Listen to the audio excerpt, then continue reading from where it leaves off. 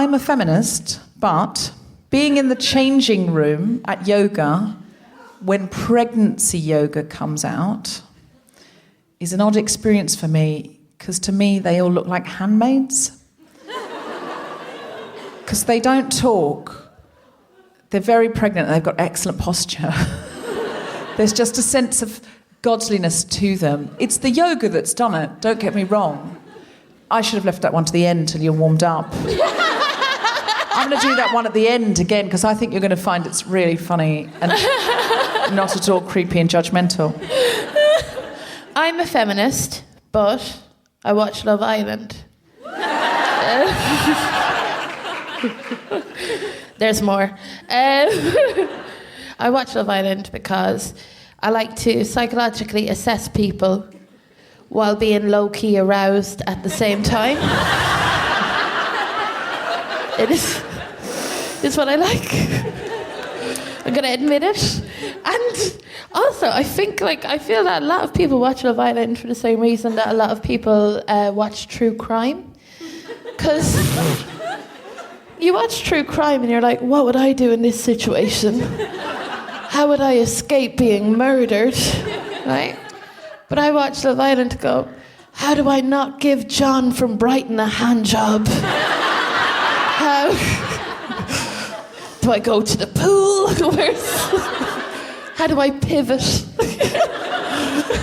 I'm a feminist, but I try not to judge people who watch Love Island, because I know that so many bright feminist women love it, and I'm actually on a Love Island WhatsApp group, which I love. Yeah. There's a lot of lols on that WhatsApp group.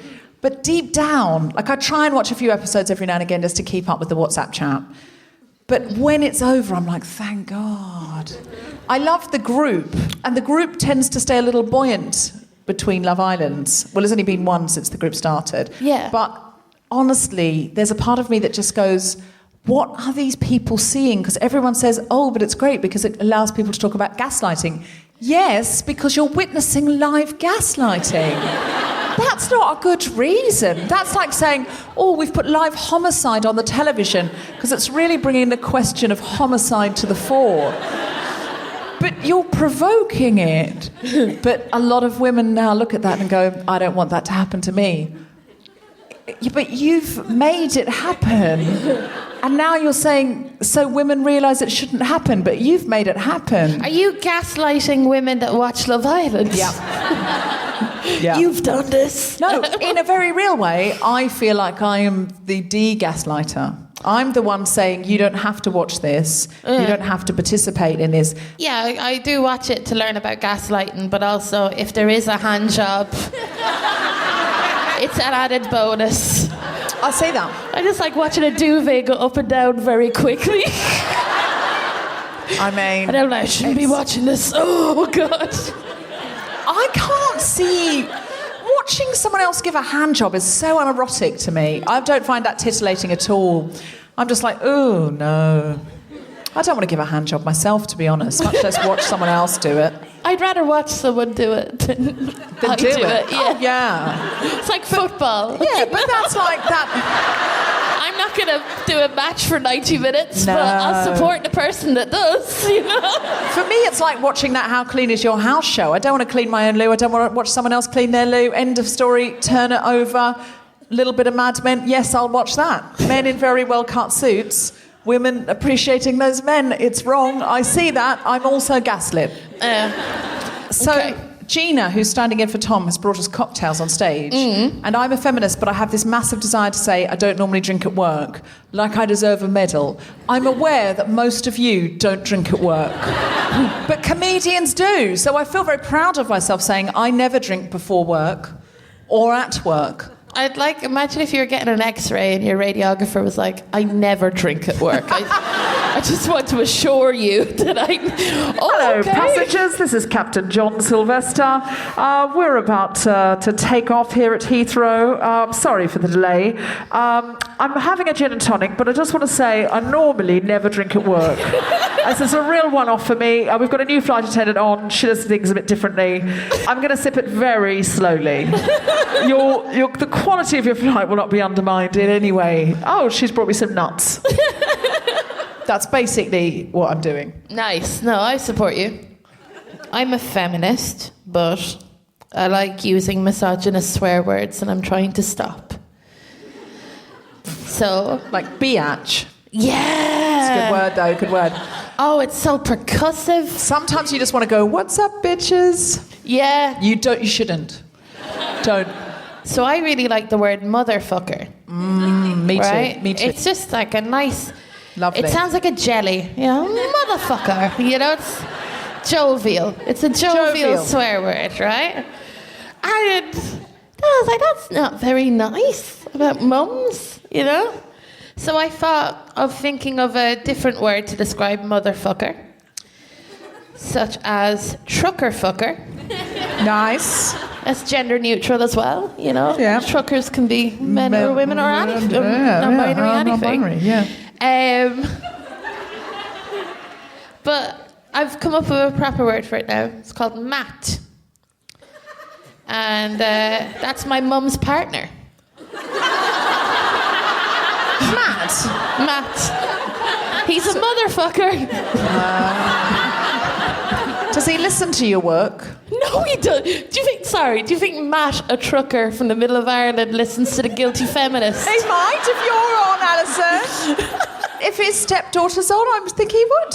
Oh, and also, here's another one, because for sexual stuff. Who's your daddy? Right? Yeah.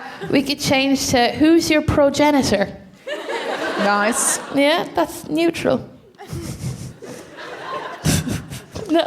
No, I like it. I like it a lot. I'm a feminist, but I just realised the long-running puppet show I did for the children I nannied for before I went to university. Every Christmas, every night, we would give the boys an episode of the Fallopi show. And the Fallopi show was about... he was really a forerunner of House. He was a dog, a shaggy dog puppet. He was a washed-up detective. He was addicted to painkillers. How old were these kids? 5 and 7 are probably around that time.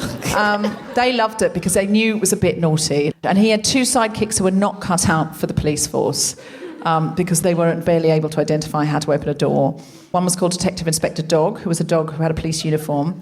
And the other one was called Floppy Jalopy. Floppy Jalopy? He was like a little shaggy dog. What was his role in the police force? Oh, just very... HR. Yeah, very stupid. Fallopi would send them out to do things, they'd get it all wrong. And there was an evil, the nemesis, the sort of Bond-like nemesis. And he was called Hair Bear because he was German. And Tom used to do his voice and be like, "Hello, Fallopi. I've been expecting you. Please come in, I have made muffins." And as it developed on, it was clear that Hair Bear was gay and very much in love with Fallopi. So you could say... very positive that there were gay characters, but I look back on this now and I discover did not pass the Bechdel test. In that, it didn't have any female characters. I was looking after 2 small boys, and what did I do? I gave them no female characters. There must have been female characters. I'm looking back, I'm scratching my head going, I can't remember one. How could you know them as, were their genitals on show? The puppets? Or... No, you're right. Yeah. They probably were women. Thank you. There we go, yeah. Retrospectively making stuff woke. That's what we should do. You know everything then. I think you'll find the A-Team was quite a great feminist text.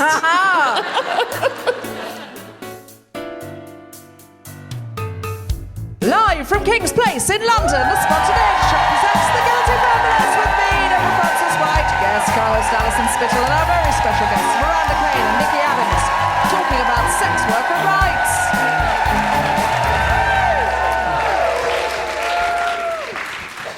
This is The Guilty Feminist, the podcast in which we explore our noble goals as 21st century feminists and the hypocrisies and insecurities which undermine them. I'm Deborah Frances-White, with me is Alison Spittle, and we're talking about sex worker rights. Now, Alison, yes, you and I I don't own this topic in a way that we want to do stand-up about it. So you're going to do some stand-up comedy about Love Island. Then we're going to spend most of this episode getting out the guests who really know about this topic, and we're just going to let them talk. Absolutely, Deborah. Excellent. Would you like to do some stand-up comedy? I would love to. It's my right to do it. Is that okay? That's fine. Yeah, that's good. That's good. It's really excellent. Please welcome to the stage the incredible Alison Spittle.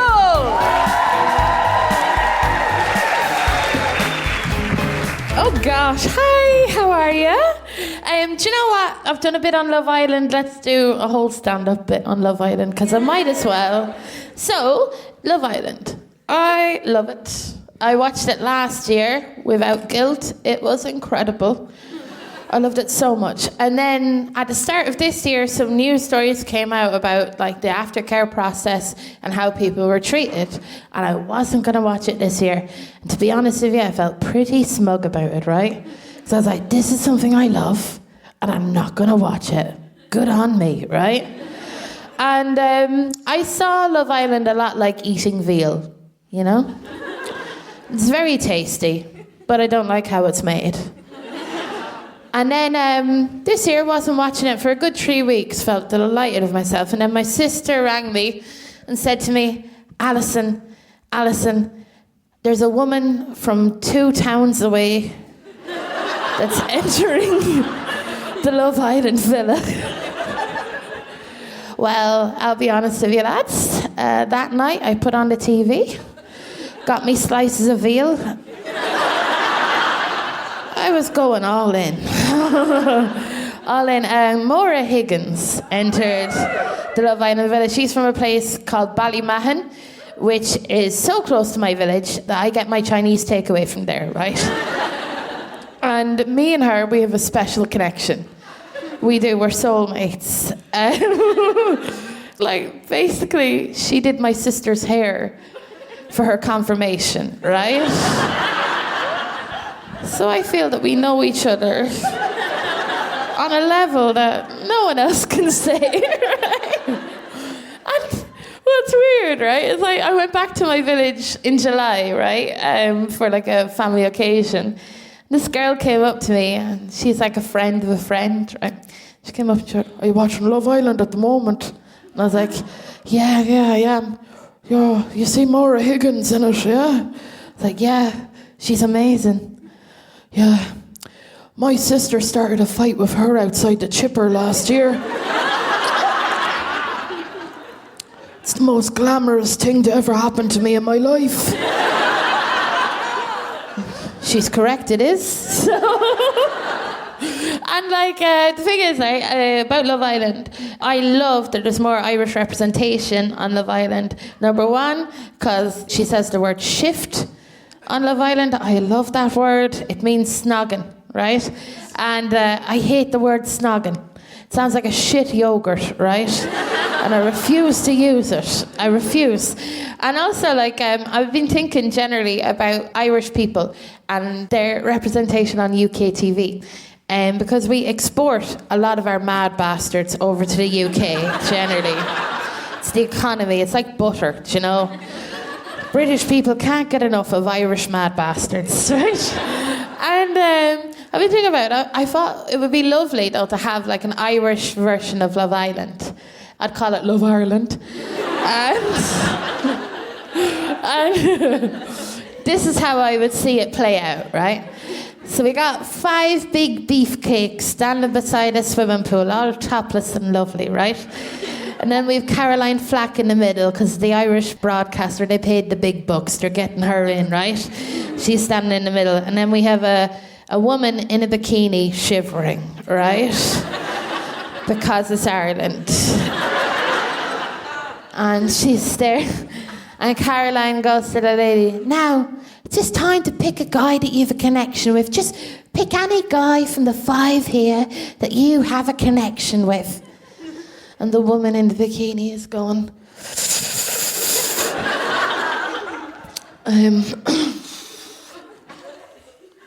well, Caroline, I can't pick the first fella. He's my cousin.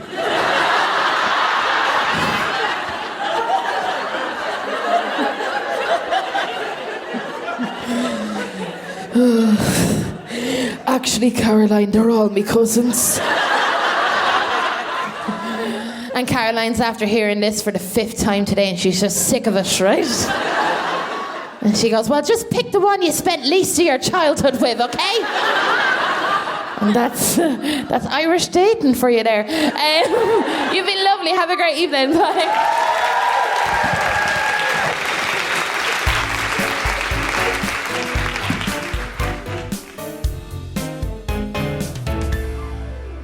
Please welcome to the stage, Deborah Frances-White. Woo!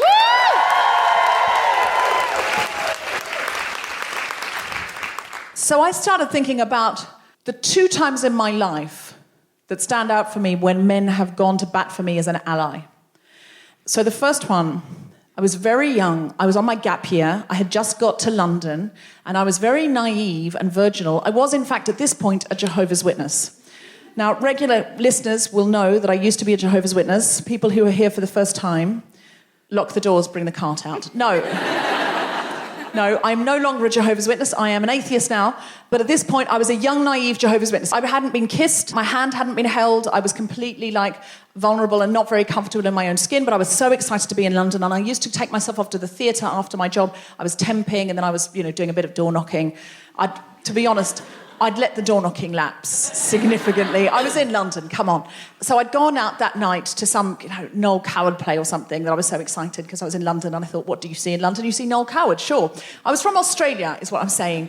And I'd gone off on my own to see this Noel Coward play, and I'd got the programme, and I was reading it on the tube home, and I was sitting there on the tube, and a man next to me turned and said, have you just been to the theatre?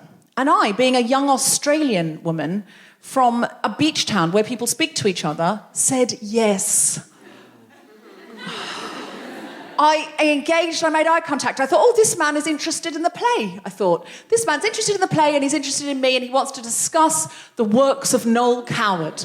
Perhaps he was also at the theatre this evening. Perhaps he's seen Phantom of the Opera and will tell me about that, I thought. So I said, yes, I went to see a Noel Coward play. And he looked at me and he said, can I see the programme? And I was like, okay, it's a bit odd, but sure. And then he just had the programme in his hands, and he was twisting it and twisting it. And he just looked me in the eyes and went, can I be your boyfriend? And I just went, caught out of the corner of my eye that there was a man there. And I just went, this is my boyfriend, Bob. And the guy sitting here was a young guy about my age. He went, yeah, I'm her boyfriend. He was American, young American guy. I'm her boyfriend. Yeah, I'm her boyfriend. We're together. And then I just looked across at this young couple sitting across from me who were going, what's going to happen next? And I went, we've just been to the theatre with Beth and Andrew. Totally played along. They just went, yeah, we all went together, it was good. And then what we did is we created a little tribe together where we started discussing the play. And this is the best thing you can do as an ally. Started discussing the play, in which Andrew, not his real name, said, I thought the first act was a bit slow.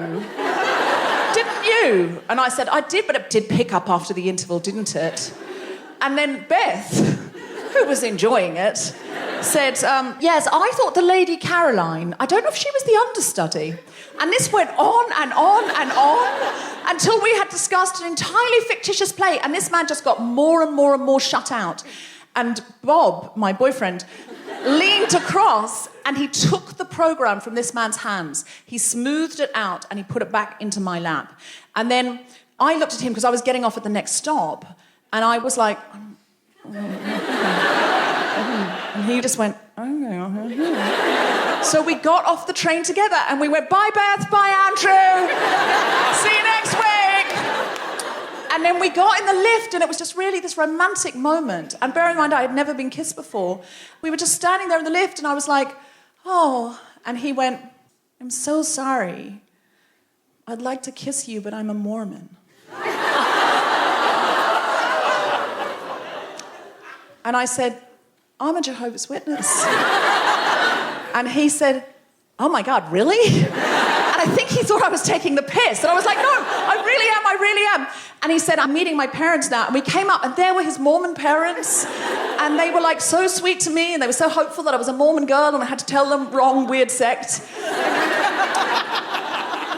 But we said goodbye, and he kissed me on the cheek, and I was like, you know what? That was an ally. He was an ally, because he didn't go, oh, weird thing happening here, don't know what it is. You know what? He played along. And I think it's one of the best things you can do. And I feel like just create, you don't have to challenge someone. You don't have to say, you know, if someone's being racist or aggressive, you don't have to challenge that person. You don't have to talk to that person. I read this advice. The best thing you can do is just start talking to the person they're attacking and talk to them about something normal. But my added extra is pretend you're friends. People who do this, they're cowardly, and they don't go after 12 young Muslim women in headscarves. They go after one. So what you do is you just turn around and you just say, you know, just randomly pick a name, and if there's a young Muslim girl with a headscarf on, and you just turn around and you just say, Asadi, are you okay? And then somebody else, you just get someone else to chip in and go, Jeff was a bit weird at work. And you just start creating this bigger and bigger tribe of people going, Andrew, have you got any chewing gum? Until it's clear that the whole tube carriage is with this person. And you're the only one with the problem, because we've all just been out to see a Noel Coward play. That's my recommendation.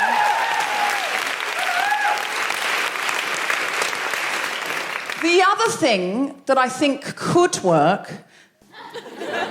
what if you just started a flash mob dance? I don't know, this is just an idea. I don't know, I'm making this up now. But like you have your flash mob song. This is an idea, actually. Okay, I'm just brainstorming, but I think this actually is an idea. Okay, everybody who wants to align themselves and be allies to people of colour against racism, to people of the queer community against homophobia, and to women against aggressive sexism, why don't we have a flash mob song that we all do a dance to? We all learn it, all the allies learn it, we all ally up for each other, and we all learn it.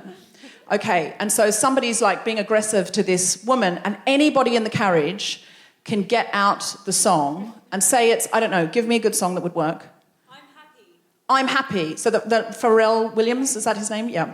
So suddenly one of you just pumps happy, dun, dun, dun, dun, dun, dun, dun, and people just start going dun, dun, dun, dun, dun, dun, dun, until the whole carriage, all of the allies are in the carriage, and everyone's like, flash mob, flash mob.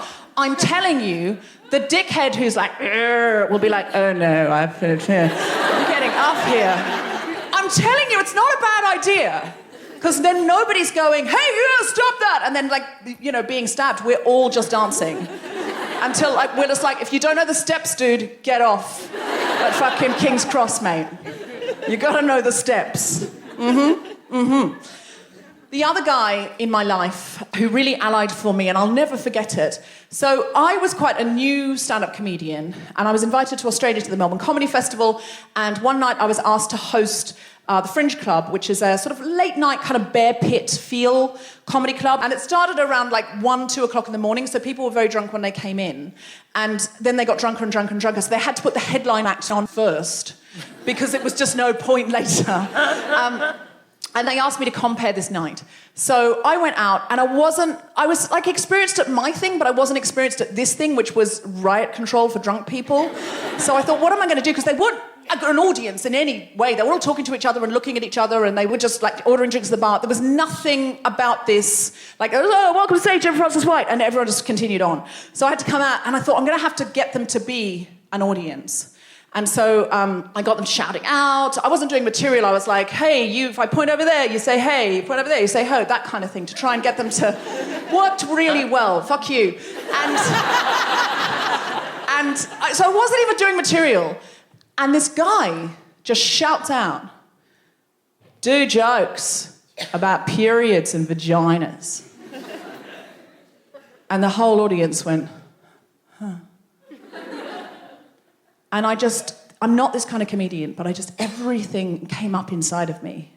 And I just walked over and I said, what's your name? And he went, Khan. And I said, well, Khan, just because I have a cunt and you are one doesn't mean I have to do jokes about them. No.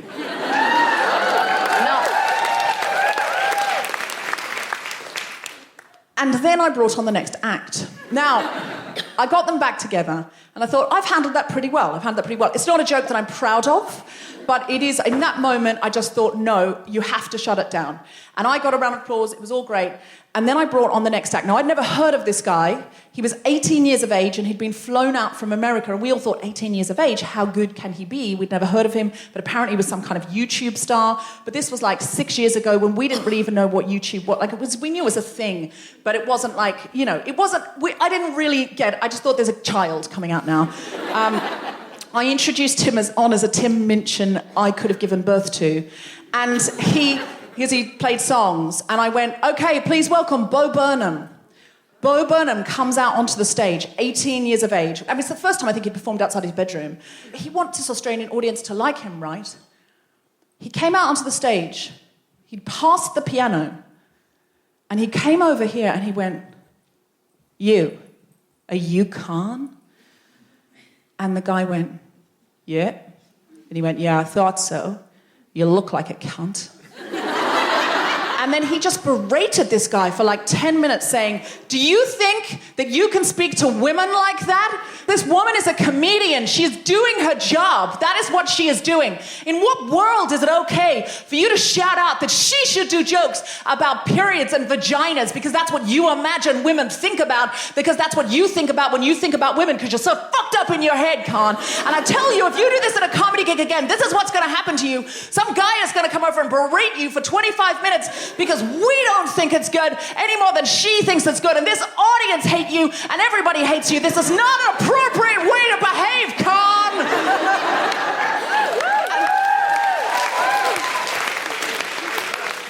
And then he went over to the piano and sat down and sang a song about maths. And it was the greatest song I'd ever heard. And I thought, what? This kid rules. Because he wasn't coming in like a shining knight on armor. He knew that I dealt with it. But he was just saying, the opprobrium isn't just from women. It's from other guys. We also think this is hateful behaviour. And I bet Khan never heckled like that at a comedy gig again. Ever since then, I've always had a really big crush on Bo Burnham. Thank you very much.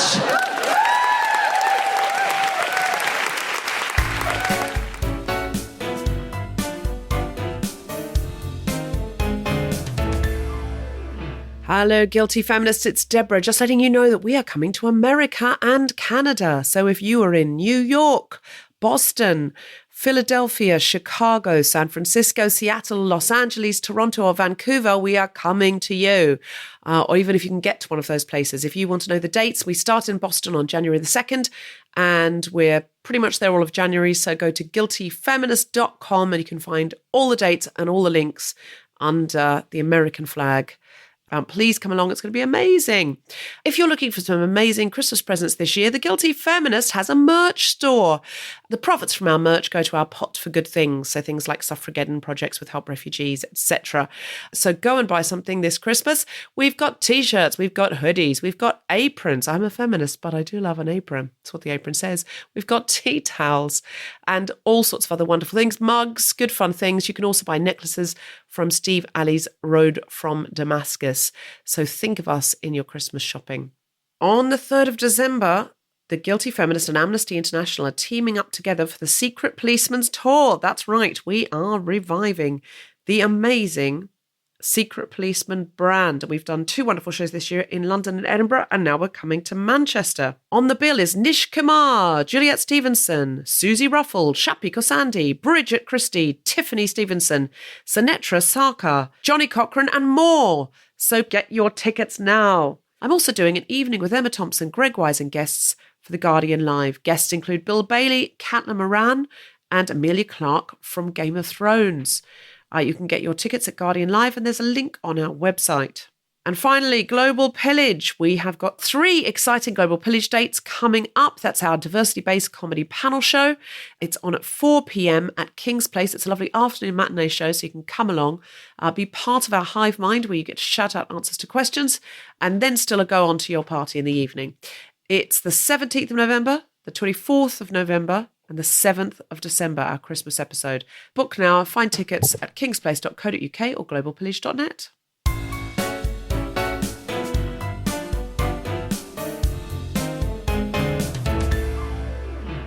Our first guest today is a writer, performer, comedian, podcaster, campaigner, and former sex worker. Please welcome Miranda Kane. Woo!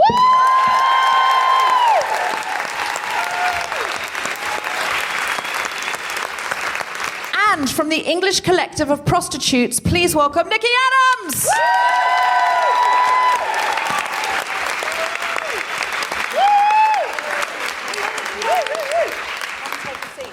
Could you please introduce yourself to the audience? Hello, my name's Miranda Kane. Hi, I'm Niki Adams. I'm from the English Collective of Prostitutes.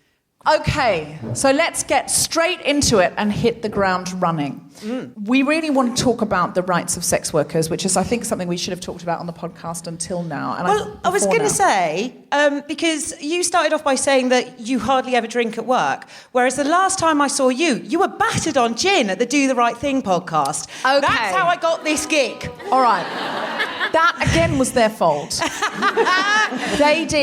I'll tell you what happened. I said, no, thank you. And they said, and Margaret Caborn-Smith said, and I quote, oh, we always talk about people who come on this show and don't drink. And so I said, oh, I want to be in the gang because it's a really cool gang. So I said, yes, I'll have a vodka soda and cranberry, which is my drink. And I drank it too quickly. And they make you tell stories. And I ended up telling a story about going on a spanking retreat in upstate New York. And I told more than I would. I mean, I told a very sanitised version of that on this podcast. And I told a much more racy version. Because that's why they say that to you. Don't go on that show. Listen to it, but definitely don't go on it. You will tell things you should not tell. If you're a comedian, obviously go on it. Now, I think there are a lot of feminists who still have an issue where they go, I want to support the rights of sex workers, of course, but I also feel like all sex workers are vulnerable, all sex workers are people who shouldn't be doing it, and what we should be fighting is the very idea of sex work. So could you talk a little bit about that? Because I think we need to get past that in order to have this conversation. It is a really emotive subject, but a lot of people always say, well, sex work, isn't that you being a victim? Isn't that you being abused? And aren't you putting emotional labour into it? And for us, every job is laborious. I'm sure there are people in this room that hate their jobs. And we're not saying that. We're saying that we should be able to work because everyone needs a way to earn money. And for us, the particular way that we chose was sex. I mean, I chose sex work because I couldn't stand to work in a fucking call centre. So we're not... If anyone else wants to come and join me, it's fine, but I take 10% finder's fee. But the reason why we use the term sex work is because it is work. We are out there and we are marketing ourselves. We are making websites. We are taking pictures. We are working. And when people say, oh, but surely there are victims and there are people who are being abused. And yes, there are. But for me, personally, that isn't sex work. That is rape and that is abuse and that is people who are victims. We have to stop conflating sex work with victims of abuse. So we want sex workers' rights because it would help everyone. It would help everyone on the spectrum because if you are being abused and if you are being trafficked, you would then be able to go to your nearest police station and you would be able to report the abuse without therefore being worried about persecution and prosecution yourselves. We have a lot of people who are migrants and at the moment they're too afraid to go back and tell police that they're being trafficked and they're being abused. And what good is that? If they're worried about being deported, what good is that? Surely we need the police to be working for them and to say, we don't care where you come from, we don't care about your passport status. What we do care is that there are these mats out there who are... Throwback. What? I think we should probably say trucker fuckers because I feel like while your stepfather isn't your favourite person... Oh, I love him! No, he's a lovely guy! Oh, okay. He's literally fucking my mum. Like, that's not a... And good on him. Like, no. You know what I mean? I'm just saying it's not trafficking women. I think we need to just be clear. In the truck... I know there are some people out there that are going, oh, but he does drive a lorry though, doesn't he? Eh? Poor Matt. Oh, yeah, sex worker rights and comedy. That's such a great mix. Why the fuck did I choose to do? But there are these fuckers out there who are trafficking women, and they are the ones that we need to be persecuting. Those are the ones that we need to be going after, rather than the police and the forces going after the sex workers themselves and the people who are victims of them. And that is what we want for sex worker rights. So... Thank you. So, Nikki, we talked about this today, and I said, look, one thing I do is seminars for people in business about diversity and inclusion. But if somebody locked me in a room and forced me to do it and didn't pay me and made me do that day after day, hour after hour, I wouldn't want to do it. There's no job you would want to do if you're being forced to do it, because that is slavery. Now, there is obviously an extra level to that where you're being penetrated and intruded upon that is far beyond anything that I can imagine. You're being raped. But that is a completely separate issue from sex work. You have to think, if you were kidnapped and forced to do your job, that's the equivalent of the difference between sex work and the way that some women are trafficked. Yeah, and you wouldn't call that work either. You'd call it abuse, yes, or rape or whatever. But I do think there's a big difference between how people feel and what you then do. And people are entitled to feel squeamish or uncomfortable about what sex workers do for a living, in the same way as you may not approve or particularly want to do other jobs. But I think when it comes to what change is needed, you have to listen to sex workers, because we are the ones that know best what's needed. And what we do want, first and foremost, is decriminalisation. I mean, we're saying, look, the job is not a great job often. You know, there's an enormous amount of violence, exactly for the reasons that Miranda's given, in that we don't get protection from the police and courts. And we want a change, and we're saying, get the criminal laws off our backs and support us in the kind of safety mechanisms and work that we do to keep ourselves safe. I mean, that's the really crucial thing. But I think some people are pushing a particular line for some other completely different reason. Because most women are very well intentioned. They may say, look, I don't like the idea and I wouldn't do it myself, but I defend your right to do it and I would like you to be safe. And that's good.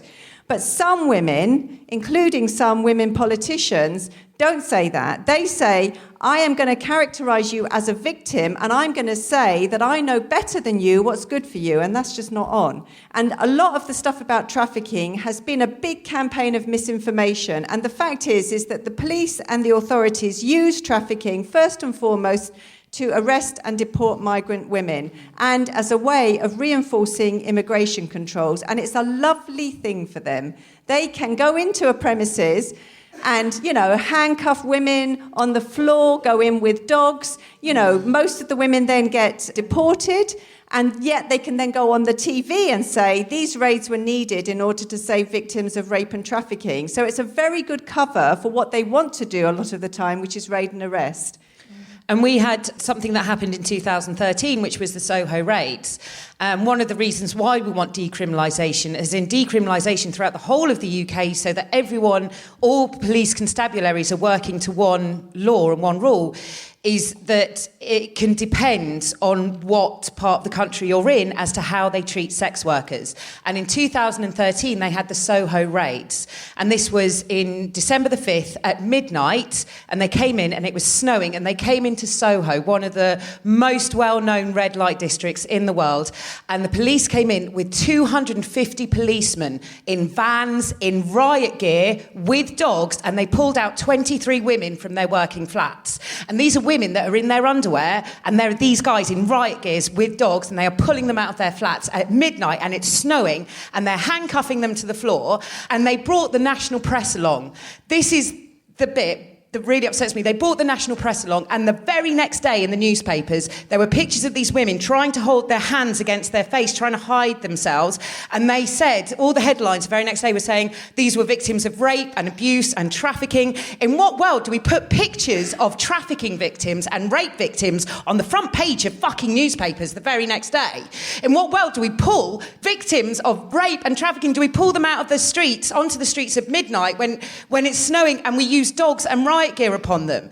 But it's because these women were sex workers and they were immigrants as well, and that was why they thought they could do that, and we've been fighting against that ever since. And it doesn't only mean that they were treated horrifically that night, it also means that the women in Soho now have got no trust for the Metropolitan Police. It means that they cannot go to them. We've heard from them, and Niki, we fought those cases. In fact, we got the flats reopened. I mean, It took us like 6 months, but we got the flats reopened, and it wasn't because we thought that the prostitution in Soho was a great job, it was because working in a flat with other women in a place like Soho where it's transparent, and so where people do know where you are, and you can come forward to a certain extent, or you could come forward to a certain extent and report violence without revealing the location of your flat and at risk of it being closed down. You know, we fought those cases because that is safer than working on the street. And when they closed down the flats, a lot of women did end up on the street. But I don't think a lot of feminist women would agree with how women are treated like that. I think the problem often comes down to the push to criminalise clients and the way that it's done in the name of equality. And I think with that issue, again, people do have to listen to what sex workers say would be the impact on us of criminalising clients, and it would make it more dangerous and difficult to work. It would mean that all the things that we try to do to stay safe would be even harder. And so, for example, working on the street, you know, you don't have the time to check out a client, have a quick conversation before you get in the car. You can't work close to another woman. Basically, the clients who are kind of on the run, because they're then worried about being arrested, mean that you are pushed into more isolated areas. And if you're working together in premises, the law says that if there's more than one woman working together with another in premises, it's a brothel and it's illegal. And under those circumstances, to criminalise clients means all the things that you do now, which is to screen clients, get their name, get their credit card or something to prove who they are, you wouldn't be able to do. You know, that's what's happened in the US, where they've banned advertising and where it's blanket criminalisation. It's much more dangerous, and attacks are really at an even higher level than they are here, and people just can't come forward and get protection. In Ireland, I have a friend that's a sex worker, and she uses an app called Ugly Mugs, which is, do you have a similar thing in the UK? Yeah, Ugly Mugs is a Oh, is it? Sorry, I thought it was just an Irish thing. No, it's National Ugly Mugs, and it is here, and it's great. Yeah. But the problem with that is that, you know, the biggest thing that we face, as Miranda described, is that you come forward. Like, you know, a friend of mine, she was attacked in her premises by men with knives. She bravely reported it. The police, when they first came, ignored basically the information about who the attack were, and then came back the next day with a letter saying, if you're in this premises when we come back next time, you're going to be prosecuted for brothel keeping. So, of course, she moves on, ends up working in a place where she's more exploited, gives more of her money to the boss, and then the police kind of go on about how there's pop-up brothels, and as if they didn't create them in the first place. So can I ask, what is legal in this country? What can you do? It's legal to exchange sex for money, but it's illegal to work together with somebody from premises, and that's brothel keeping, and it carries a 7-year prison sentence. So it's quite, you know, it's really a serious charge. And then it's illegal to loiter and solicit on the street. And that is a really outrageous charge, because I've been in court with a woman who was actually done for loitering, and the evidence against her was that she was standing on a corner looking in the direction of several men. And that was it. I've definitely done that. We're all going down. Yeah. I know. Lock me up. And then you get also I get mean, done- I've stood on the street when the cast of Magic Mike's come out, and that's you can't. I mean, you can't not look. It's like the light of heaven shining at you. I don't think that's fair at all. I can't. They got a restraining order against me. So. Fair. So you can have your own premises, but you can't have more than one person there. Yeah. Otherwise, so and the very thing that would protect you Exactly. is the very thing that you're not allowed to do. So one woman can take a man back, but she can't advertise. So it's ludicrous laws. I saw Aliki Blythe's amazing play, which was called The Girlfriend Experience, and it was verbatim. So she had recorded in a seaside brothel for ages, and then she'd cut down to make it into a play. And the actors, it's called recorded delivery, the actors hear what the real people have said every night, so their performance doesn't travel too far. And it was fascinating. But one of the things that fascinated me the most was these women sitting around in a shared premises, which is illegal, and the chats that they were having in what we call the green room. I don't know, is it called the green room? What's it called? It's a common room. The green waiting room. What's it called? Oh, yeah, and we've got fucking riders as well. What's it called? Though, It's just the waiting It'd just be a The room. Just be a waiting room. Just be okay, they're sitting around in a room, and they're all like chatting about, have you got Twix and blah, blah, blah. And they're talking about their boyfriends. And one of them was saying, we're paid up members of the National Trust now and we go and see stately homes on the weekend and stuff. And I was like, this sounds exactly like any green room. Yeah, it's so weird. It's almost like they're just normal women, isn't it? Like, how would you thought? But I think the way it's stigmatised, that play was very powerful for me because I went, oh, they were not sitting around talking about how frightening this was and how awful this was. And actually they had regular clients who they liked, who they enjoyed seeing, and they felt like they were giving them something and there was quite a nurturing kind of nourishing role in that. I mean, say la vie, but I couldn't give a shit about the clients. Like, they come with the money and that's what I like. Well, there was that attitude as well, but it was interesting that it wasn't, I think, how I had previously perceived it, which is every client's awful, every job's awful, you wouldn't want to do it, blah, blah, blah. It was a lovely kind of kinship that they had. And I think the terrible thing is to take that away from women and say you have to work on your own, where you really would feel unsafe. I think like a lot of people don't socialise with sex workers a lot, so they don't really... That they know of. That they know of, yeah. And that they don't like... I think a problem is like... There's a couple of people laughing because they're sex workers. And I just think like a problem is like the language. I feel like when you say you're from the English collective of prostitutes, I was like, oh, can you say that? Like, but you were upset by the English. Prostitute to me sounds like the prostitute. It's like, was it the English or the prostitutes that Nick wants to know if you have a problem with? Can you say that? Or was it the collective bit? Because people are shit. I think it's like, like prostitute sounds like Jezebel or something like that. It sounds like weird. I think, so I didn't think much about sex work until my friend told me that she was a sex worker. And then I was like, oh, right, fair enough. And but I think a scary thing for me is that the violence that happens towards sex workers is because people don't really consider their humanity. Do you know, that they're seen as disposable? And that's not me going, oh, anti-sex work or anything like that. But I think society does that by the way that we don't interact and talk. And we should be able to talk about sex work as if it's any other type of work, because it is work. I feel that the more the conversation is stopped, the more we don't talk about it, the worse it's going to be for people, generally. I think that's one of the biggest reasons why we want decriminalisation. I always feel like if we got decriminalisation, you would start to find out who sex workers are. And you would find out that it's your sister and your auntie and your mum sometimes. I mean, the fact that most people would be like, workers, do you pay tax? That's Yeah, they would. But I think the first thing you'd find out is...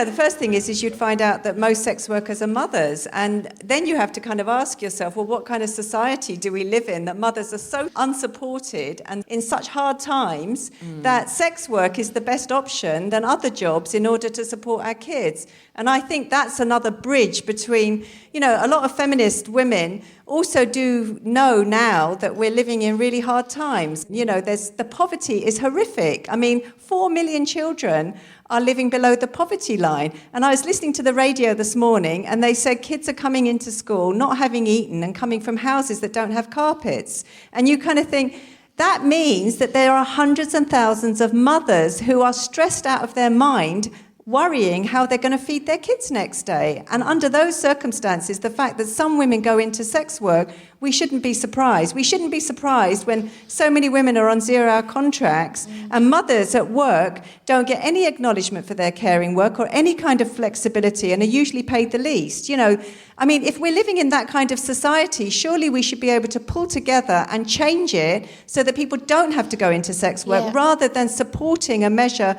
like criminalising clients, which is fundamentally just calling the police on women. It's increasing police powers and increasing the laws against a relatively vulnerable sector of women. And I think that we have to be able to do better than that. We have to be able to find a way.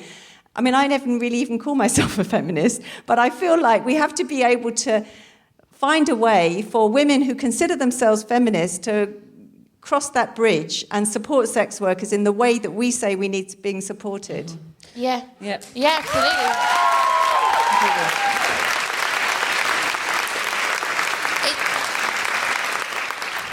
When you see politicians debate about it and they just talk about you as if you're like a foreign situation, or they can't even really humanise sex workers. There's no representation. Yeah. Think of all the representation you see of sex workers on TV or in the media. I was going to talk about that. Yeah. All you ever see is either Sorry, what were you going to say? Happy hooker or the poor victim? You see Poor the happy victim, hooker, yeah. the exclusive escort, or Billy Piper.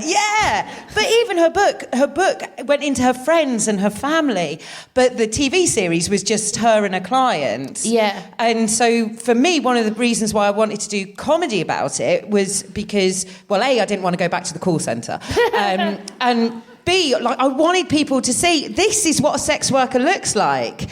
A sex worker, thank you. Yeah, I know. Fit. We come in all shapes and sizes, all colours and genders, all sexualities. We are not what you see on telly. We are everywhere. And it's so annoying that there isn't that representation. And one of the things that we say is, like you said earlier, it's nothing about us without us. Yeah. And one of the things that I really believe is trying to get people, so if you are someone who is a playwright or you're writing a book or you're wanting to feature any kind of sex work whatsoever, talk to a sex worker. Yeah. We want to talk to you because we want you to get that representation right.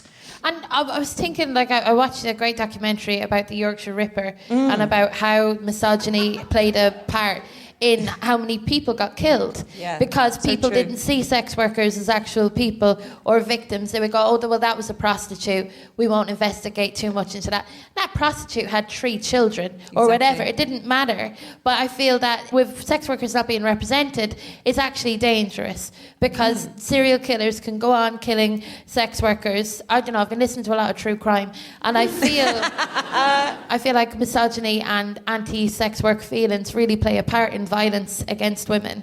They do, but so do the laws. I mean, Yeah. we have guys that kind of, try it on and then they kind of go, well, we know you can't report it because they know that if you're working together with a friend, which is obviously safer than working on your own, you're actually breaking the law and they can get away with it. So it is an attitude thing, but I think if they...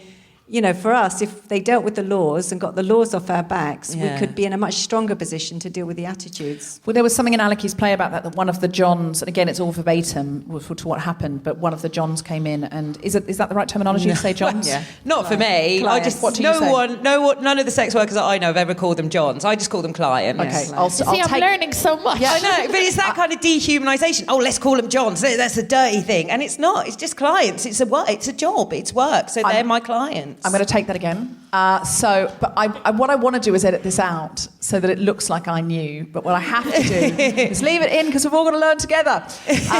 One of the clients came, and there were lots of clients who were obviously regulars and things, but this guy was really pushy. And you could hear through the wall where she was recording, it started to get really aggressive. He was in the hallway, and they came out together, if my memory of the play is correct, and got rid of him.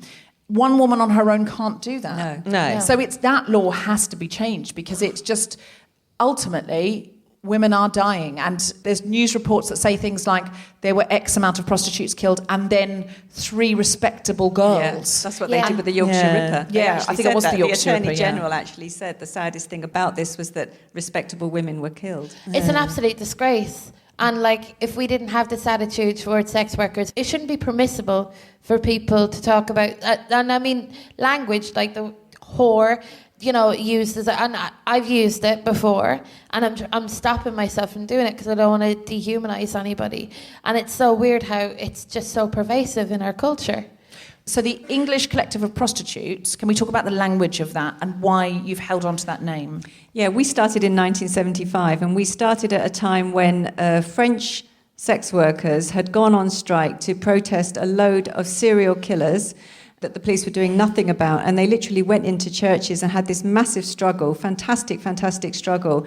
And there were 2 migrant women in the UK who started our organisation, and they called themselves the English Collective of Prostitutes after the French Collective of Prostitutes, and we're left with that name, even though most of us are not English.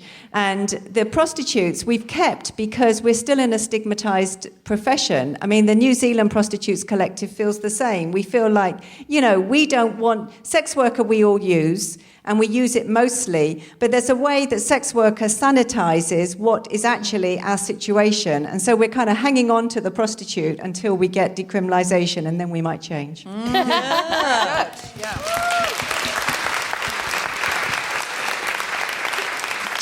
I just wanted to also pick up on something that you just said about New Zealand, because a lot of people, when they talk about decriminalisation, First of all, they get the word mixed up. They say legalisation. We don't want legalisation. Legalisation puts on a set of rules and regulations that often make it impossible for us to work to. So it would mean that a lot of women, a lot of people, a lot of sex workers would get fined if they're not working in certain places at certain times, or they might get prosecuted and therefore get trapped into sex work. Because if you're fined doing sex work, how are you going to pay off that fine? You have to do more sex work. So for us, decriminalisation is what we want. And one of the only places in the world which is decriminalised is New Zealand. And that often surprises people because they think it's Amsterdam or a place full of scum and villainy. But actually, it's lovely New Zealand, and they've had it decriminalised since 2003. Since 2003. And it's been very successful. And and that's... Women say, I mean, like 90% of sex workers say they have more employment, legal, health, safety rights, since decriminalisation. But also, the thing that I think is really, really important is that more sex workers say that they have the power to refuse clients. And I think that is a key marker of exploitation within your workplace. Because if you have the power to refuse clients, then you have some kind of control over your situation, and you're not kind of in a situation where you're having to take any conditions under any circumstances. And that's really a massive thing, I think, from New Zealand. Yeah, it's huge, because we recently had, not recently, but a few years ago, there were raids in Scotland, in the saunas in Scotland, and one of the things that they are afraid of doing now is keeping condoms on the premises because they get used as evidence. So it can lead to an actual sexual health epidemic. And there's something in Jay Levy. Yes, he did his dissertation about how things are not working in Sweden, and basically saying that it's a massive sexual health epidemic because women can't buy condoms. They can't even go into the shops that sell condoms because they are suffering from poverty. So they can't even buy them, so the shopkeepers don't even let them in. And because there's no outreach projects, they have to walk for miles just to get to someone who might be able to supply them with condoms. So it's leading to an actual sort of massive epidemic over there. So one of the things is that it actually helps to save people, everyone, if we can just carry fucking condoms, for fuck's sake. God's sake, yeah. So what you're saying is like New Zealand is the best in regards to sex worker rights? Yeah, it's the only country in the world that's actually decriminalised. I mean, parts of even in Australia... the Netherlands? No, Netherlands is legalisation, as Miranda says, which is that basically the state says you can work under these circumstances and in these areas, and if you work outside, you will still be illegal. And that really means that, I mean, practically it doesn't give workers the power, because it means that the brothel owners know that you either have to take a job with them or you're going to have to work illegally. And New Zealand, what they did is they said up to 4 women can work from premises without you needing any kind of extra regulation, just like you would if you were a hairdresser or some other kind of small business like that. And if it's a bigger brothel, there is some kind of certification, but it's a very light regulation, and it doesn't require people to be public, as sex workers. And so it's the system that actually gives workers more control in their hands. They have one clause against migrant sex workers, which we don't want, but fundamentally it's a model that we could follow and would massively improve the situation here. And they've such a lovely landscape as well, like delicious lamb. You get that too. Lovely. Yeah. Come for the lamb and the landscape, stay for the safe sex worker rights. Criminalisation of the rings. And also, like, loads of those places in Amsterdam are owned by men. All those places where you see the women in the windows are owned by men. There's very few places like that women are allowed to actually own because they're too poor, because they're too poor to own themselves. So it would be good to have like co-ops. Yeah, exactly. Yeah, that's right. Not the shops, Yeah. I fucking love a co-op though. Real deal. The co-op would really get into it. You have like your funeral care, your grocery order, then your brothel, Co-op, always working for you. You can get a 3-in-1, go for a snack. And they've got the pharmacy, that's where you can get your Johnnies from. Oh, perfect. So you can say Johnnies for condoms, but not for clients, just to be clear. Can I just ask briefly, because we've got to sadly end soon, because I'm really enjoying this conversation a lot, I'm learning so much. Where is there an empowerment in sex work for women? Where?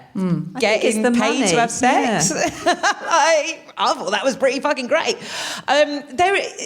Okay, here's my problem with the word empowerment. Why does it have to be empowered? It doesn't, like, when someone says, oh, weren't you empowered? Didn't you feel empowered? And it was like, do you know what? Sometimes I felt like shit. And it's okay for me to feel like shit because this is a job, this is how I earn my living, and it's fine to have bad days without feeling like this has to be totally criminalised. It is fine if you don't feel empowered. Certainly there were times when I felt empowered, but I felt empowered by being a plus-size woman where men wanted to have sex with me after a lifetime of being told that I wasn't a sexual being, after a lifetime being told that I should be grateful for men to give me any attention, and suddenly to have men paying me to spend time with me, come on, that was fucking brilliant. They like to keep it a secret. They do. That's where people like me come in. Fine, you keep your love of fat girls a secret, and I'm going to make dollar bills, yo. I am making it rain. You're just like Lizzo. I do play a particular kind of flute. That is true.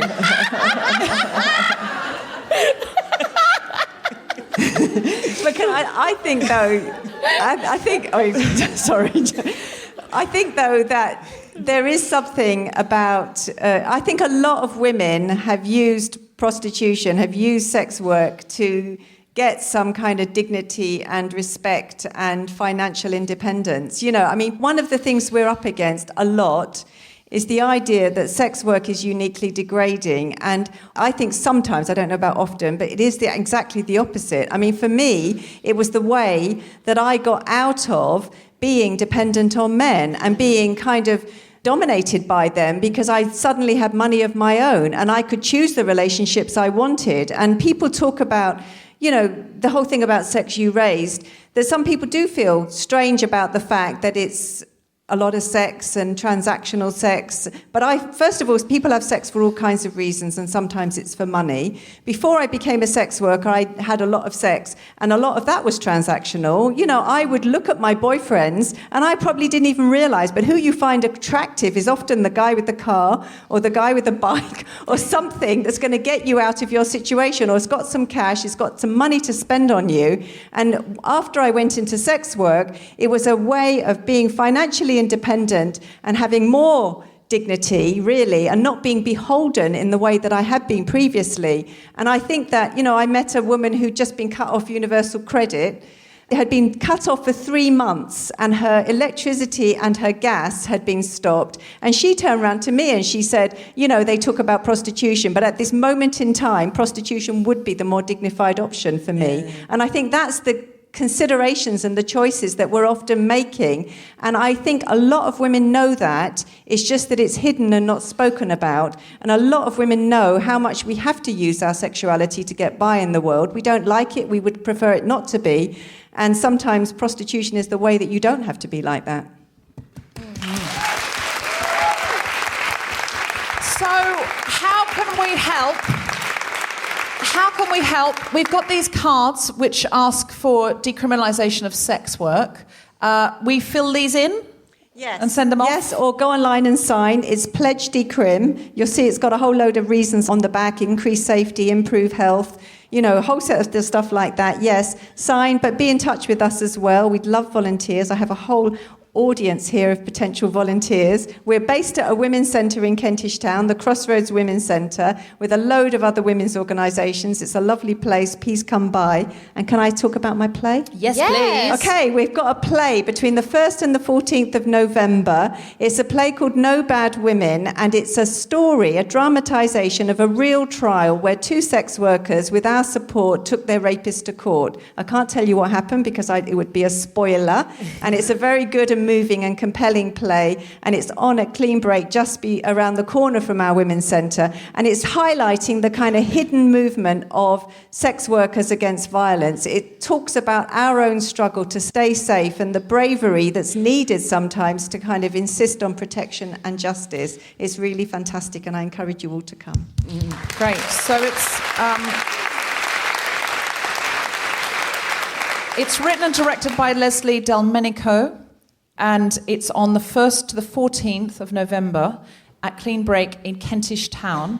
And we can follow you where to find the more... Because we won't remember the details necessarily, and with the people who are here. It's prostitutescollective.net is our website, and it's prostitutescol is our Twitter, and we'd love you to follow us. That'd be brilliant. And go to... Where do we go if we want to sign the decriminalisation? Pledge Decrim. Pledge Decrim. You'll find it on our website. Is it .com or you find it on your website? .net, I think, but you'll find it on our website. It'll be in the show notes, so if you're listening to this at home, go and check out the show notes. So Miranda Kane, have you got anything to plug? If anyone does fancy some lols, like I was saying about representation of sex work, so I've done a sitcom, it's an audio sitcom available on Audible called Slaving Away, and it's the utterly mundane life of a dominatrix, starring me, written by me. But for me, one of the things that I always wanted to do was to write something about sex work, by a sex worker, starring sex workers, and we've had sex workers come and play parts in it, as well as Richard Herring. So that's whenever he says, "Oh, I only ever get to play a customer of a prostitute," that's me. So it's called Slaving Away, and it's available on Audible. Thank you. Great. Amazing. Thank you. Alison Spittle, do you have anything to plug? At Alison Spittle on Twitter, at Alison Spittle on Instagram. And when's this coming out, would you say? I'm not sure, but That's cool. Plug anything you want and then it'll stay in if it's relevant. Yeah, in the ether. Just great. So keep an eye out for me. You've got lots of amazing things happening. You've got a 5-star review from the Times for your play. Oh, I got this play called Starlet, and hopefully it's going to be in the UK and Ireland. And also, I'm in this film called Extraordinary, which is about a psychic who is also a driving instructor, and ghosts are really tormenting a man, and she has to help that man and find herself along the way.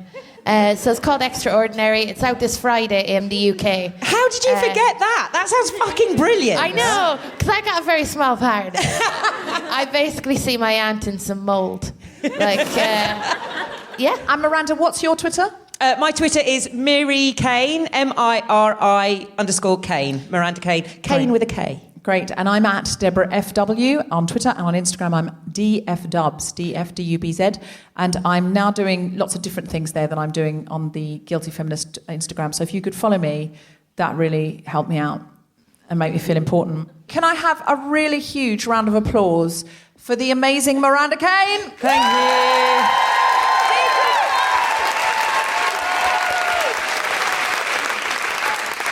Please support the English Collective of Prostitutes and the drive to decriminalise. You've heard how important it is and how, no matter what you think about this issue, if you're a feminist, women are going to be better off if this is decriminalised. It's happening anyway. It's all happening anyway. I was reading something historical about abortions in the 20s and somebody said, oh, it was just all a weird nurse and a shoehorn.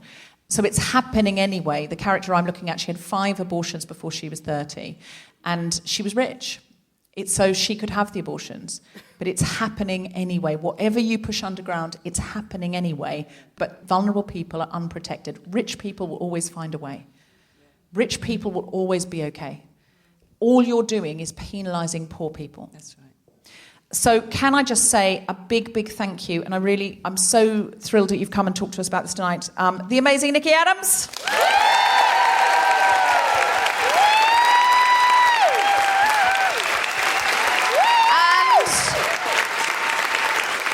Wonderful co-pilot Alison Spittle. You have been listening to The Guilty Feminist with me, Deborah Frances-White, guest co-host Alison Spittle, and our very special guest Miranda Kane and Niki Adams. The recording engineer was Chris Sharp. Music was by Mark Hodge. The producer was Tom Salinsky from the Spontaneous Shop. Thanks to Zoe, Sally, and everyone at King's Place, as well as all of you for listening. For more information about this and other episodes, visit guiltyfeminist.com.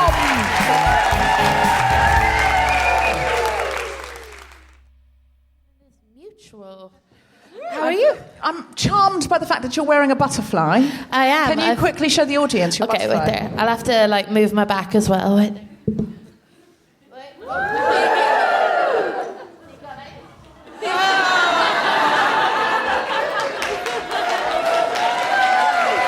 It's amazing. Yeah. I'm so excited about this episode because the overall theme is rights and women's rights, women and non-binary people's rights. Actually, I've learned something recently. Yes. Women and minority genders. Okay. As opposed to women and non-binary people, because it doesn't leave anybody out. It feels we're in a safe space. Well, it's kind of making me feel bad now about my butterfly cape. It's like, you've learnt a new word, and I've got a butterfly cape. Yeah. But you've metamorphosized out of a chrysalis. I've left the bed today. That's my metamorphosis. You've left the bed. My sweet cocoon. You've left the duvet.